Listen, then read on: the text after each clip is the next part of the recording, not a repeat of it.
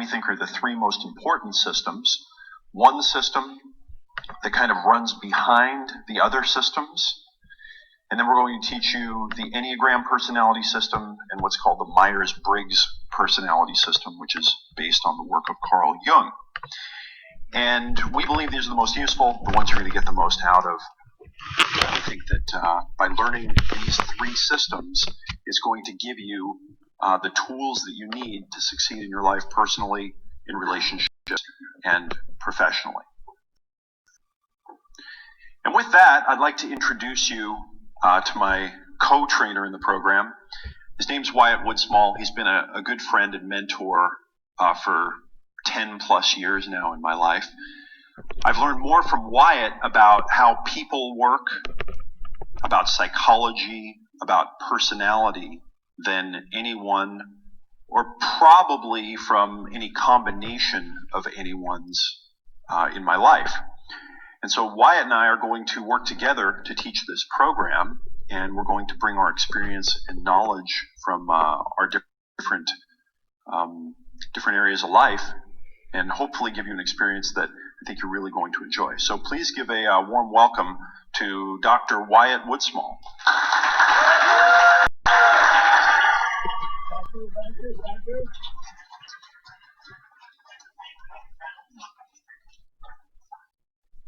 And as Evan already said, it's all about know thyself. And the corollary to that comes from Hamlet. Above all else, to thine own self be true, and it shall follow as the night the day. Thou shalt not be false to any man. So it's all about understanding ourselves, understanding other people, and communication. So it all begins with us. Now, it's important at the beginning that we give you a few warnings. So frequently there's huge numbers of books out there on type, and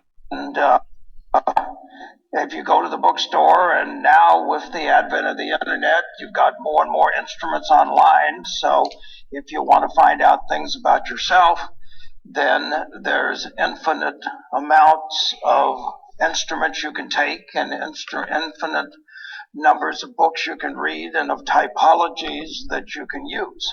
The question is, are they useful or not? So as Evan said, we focused on three of what we feel are some of the most useful typologies. And if you understand these, then they will give you the basics. Now, there are three approaches to dealing with type.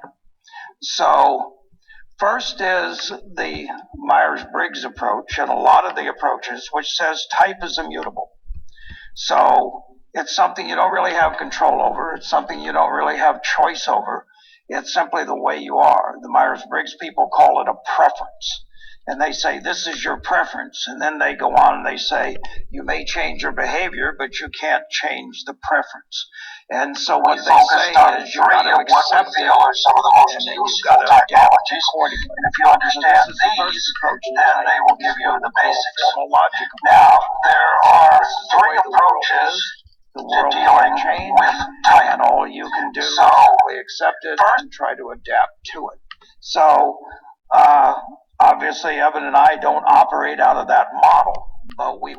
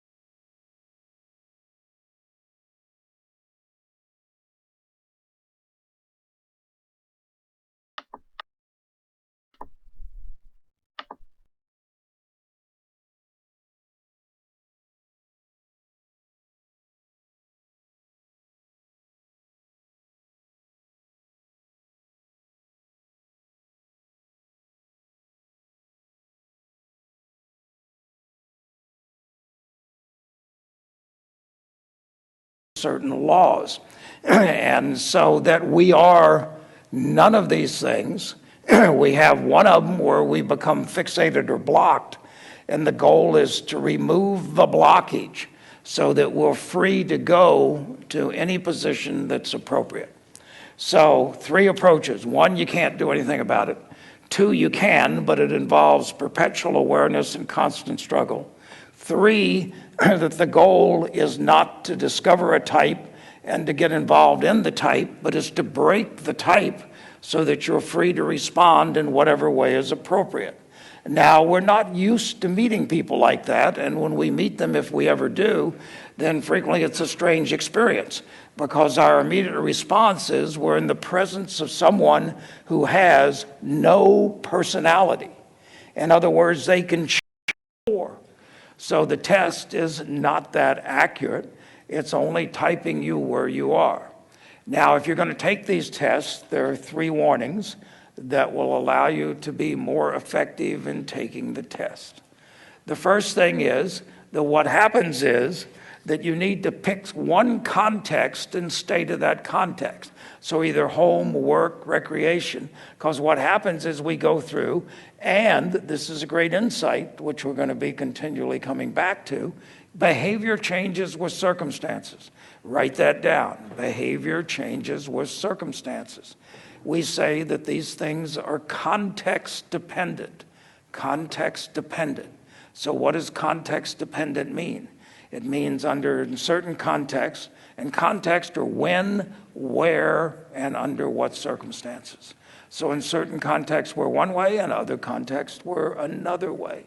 So things change with context. So if when we take the test, if we're continually switching context, then we're going to get a mixed up thing. So we need, as much as possible, to try to stay with one context. Second is, once again, that the tests try to force us to be either or, to choose between certain alternatives, none of which necessarily may be the most accurate. So we may say, well, sometimes I'm that, sometimes I'm this. That's part of the problem. Second is, we can type ourselves 3 ways when we take a test.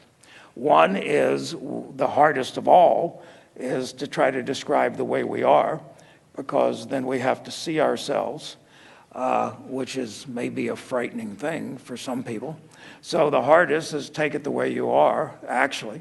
Second is that we take it more commonly the way we want to be. So we got some idea of what an ideal us should be, and based on that ideal us, then we try to see ourselves in terms of that.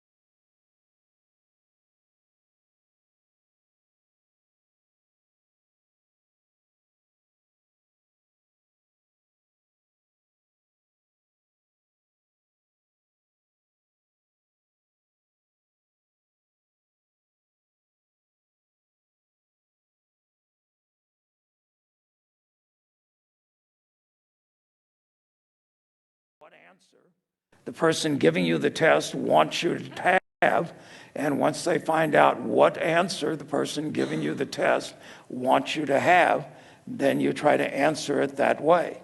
So it's like, which is one of the reasons, like, once you take these tests, once you understand the model, you can't really take the test, because then you're going to project whatever you want into the test.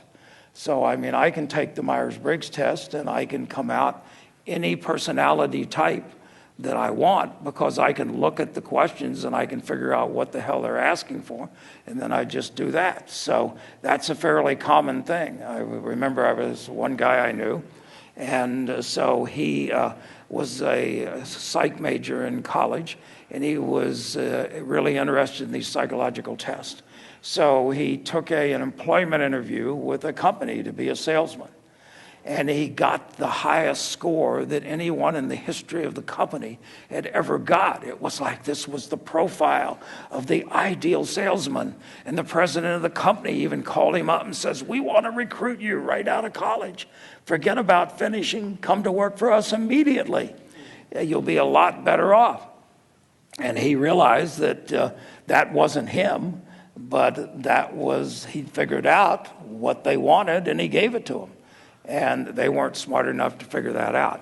So we could get into a lot of things on tests and how to design them to try to preclude some of that, but simply warn you, be careful about tests. Be careful about tests. And don't assume because you took an instrument that that's what you are. Do not assume because you took an instrument or a test that that's what you are. The next thing I should warn you about is books. How many of you have read a book on the Myers-Briggs? How many of you read a book on the Enneagram? Well, maybe there's hope for you after all. Because if you have, rubbish, rubbish, rubbish.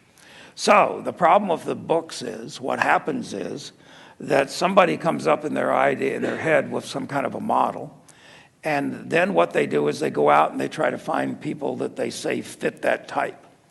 And then in the book, they write up, this is the type of this person. So what they've done is they've taken a group of people that in their mind fit into a thing, and now they're using that as the way of defining that type. And then they're trying to extrapolate and find other people similar. Whereas a lot of the initial typing is inaccurate. And when you look at different books and you see that people put different people in different places, then it's obvious that this is not a science. It's maybe closer to voodoo.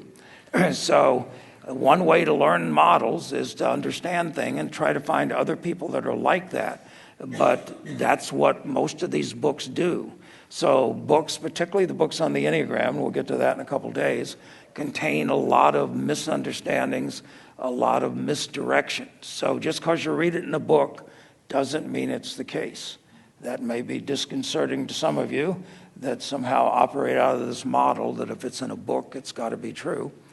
Believe me, I've written several, and it ain't the case. So just because it's in a book doesn't mean it's the case.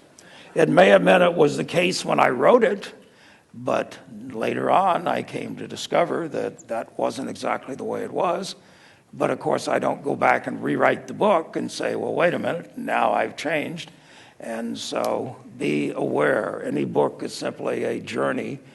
And, anyway, people come to me and talk about, well, what should I read and how do I read a book? And my response is, you don't read a book unless it's fiction and you're reading it for pleasure.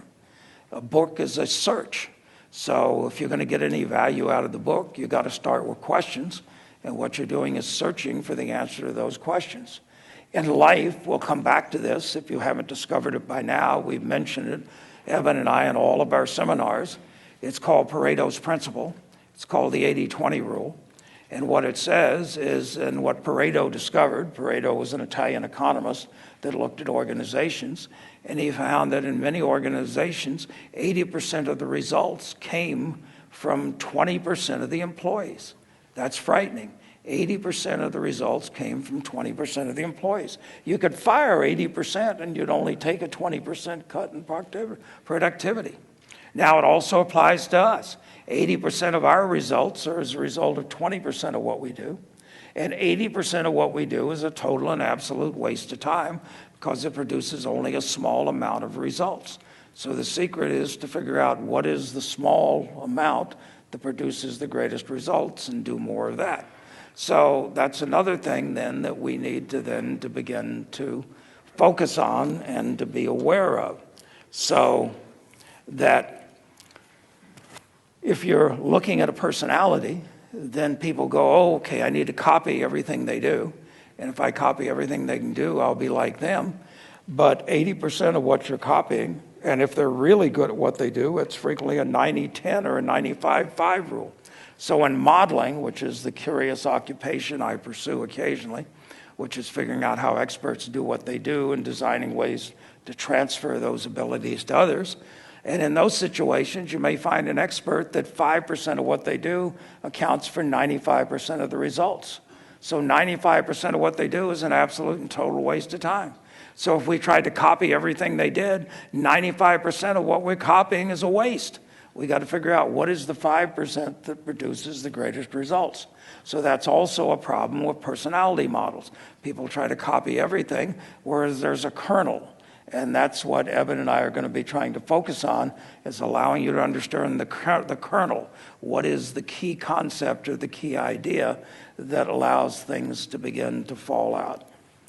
Okay, what is personality? What is personality?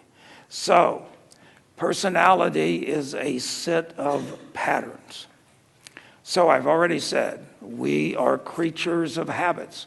We've got physical habits called postures. We've got emotional habits called moods. We've got intellectual habits called strategies. And we've got personality patterns, habits of our personality. So these are patterns. So once again, it's important to understand what a pattern is. A pattern is a regularity. A pattern is a regularity. What science does is it looks out into the void of chaos and it tries to find order. It tries to find regularity. It tries to express this regularity in terms of laws, universal laws that apply everywhere and under all circumstances. And there are not very many of them out there.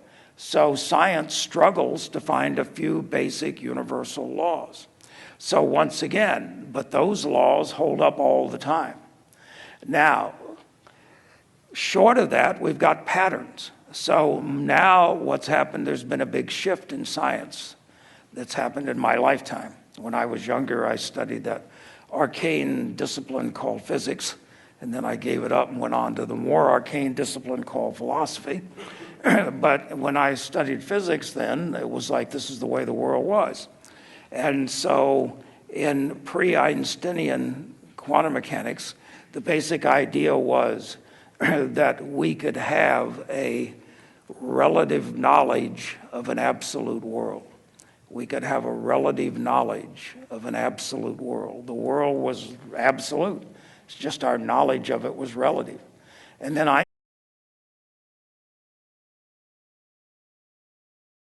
the regularity and the time. Normally, we're so focused on the irregularity, we don't look under what circumstances that regularity is present. So one of the things we're going to continually come back to is we have to observe for a period of time. Let me say that again. In order to detect a pattern, we have to observe for a period of time. So that these patterns are only detectable through time. In order to discover the regularity, we've got to have enough instances in which it comes up in order to be able to see, oh, okay, this is a regularity, this is a pattern. So it's over time we begin to detect it. If we try to look at any moment in time in one instance, then we can't see the pattern. The pattern only shows up when we take a bigger perspective, when we look at it over time, when we start looking for the regularity.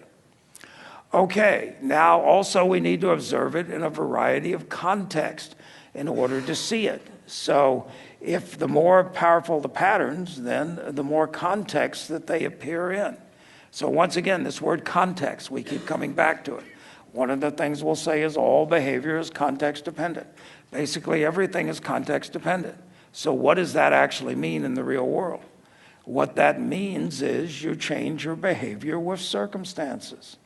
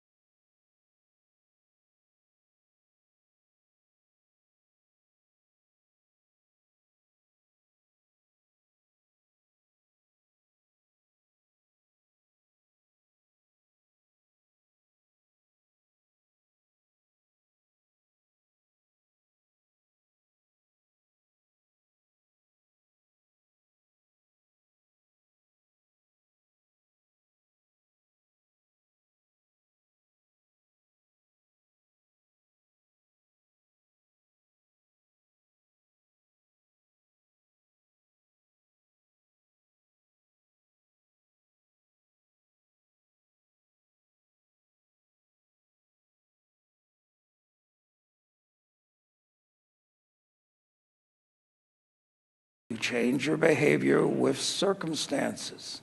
So you don't just do one thing all of the time.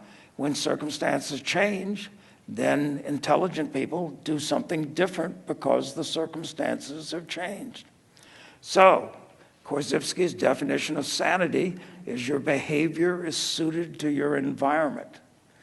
The insane people are the people whose behavior is not suited to the environment, and that when the environment changes, keep trying to do the same thing. Those are the true insane people. Okay, and what happens then is these personalities, a set of patterns, that's okay. It's a pattern. But what happens is then we perceive and we identify with the pattern. We say, that's me, that's me. And once we say that's me, that's the problem. That's what we call identification. It's when we say the word I. The word I is the most dangerous word in the language because whatever comes after it, we use to define ourselves, particularly in our internal dialogue. So whenever we hear I this or I that, we're defining ourselves. We're putting ourselves in a box.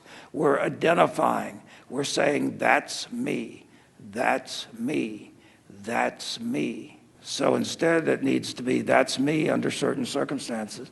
That's me some of the time. But to say that's me, then now you've created an identity, you've fallen into that first trap. So one of the things we warn you then is that human beings are flexible. Some. They don't necessarily fit into boxes, although they do a great job of trying to put themselves into boxes, because they somehow think if they can understand the box, that everything will be okay. And as I said once again, being systematically outrageous, you'll probably have more fun and you'll have much more personal freedom. Okay, so now then, what would an ideal typology be like? What would an ideal typology be like? So an ideal typology, logically, coming up with a set of categories, we need to have a set of types or personality discriminators, and they would need to have two characteristics. One, they would be mutually exclusive, so everything would fit in one and only one box. Nothing would fit in two boxes, so that everything would be mutually exclusive, and that they would span the universe, so everything would fit into one of them. So this would be the ideal personality model, that we got a set of boxes. Everybody fits into one box and only one box. Nobody fits into two boxes. There's no ambiguity as where one box starts and the next one starts. And second is everything and everyone will fit into one of the boxes. Now then, this would be the ideal, but it's not that way. So none of the personality models are that precise or that accurate. So there's always ambiguity. First, like, what box do I fit into? Well, some days I look at it, it may be this way, some ways it'll be this way. It changes with context, it changes with a lot of things. So it's ambiguous frequently which box we fit into. So the boxes then are not sufficiently defined so that there's no ambiguity as to what we fit into. And then do they span the universe? In some cases, it's like you'll go, I don't fit into any of these boxes. None of these boxes seem to describe me. So there's something left out. There's also a danger here. If you got one model, you try to fit everything into that model. And when you read the books on typologies, that particularly the Myers-Briggs, everybody wants to put everything into the Myers-Briggs. Well, not everything fits well into the Myers-Briggs. If you've got several models, then you've got much more options as to where things can begin to fit in. And you don't try to force everything into one model. You see one model describes certain aspects, another model describes other aspects. We're going to be giving you three main models with a few spin-offs of those so that you realize that if you only got one model, you try to force everything into that model and things don't fit. And it's better to realize if you got several models, oh, this more explains this more explains this. Another thing then is about these typologies is that they are Ken Wilber says that all of these, what we call horizontal typologies, are to some degree arbitrary, to some degree arbitrary. And so what does he mean by that? He means by that what happens is they took a series of characteristics, they clustered together, and they said, that's this type. And this series of characteristics we cluster together, and we say that's that type. And the question is, well, we could have taken the characteristics, and we could have clustered them in all sorts of ways.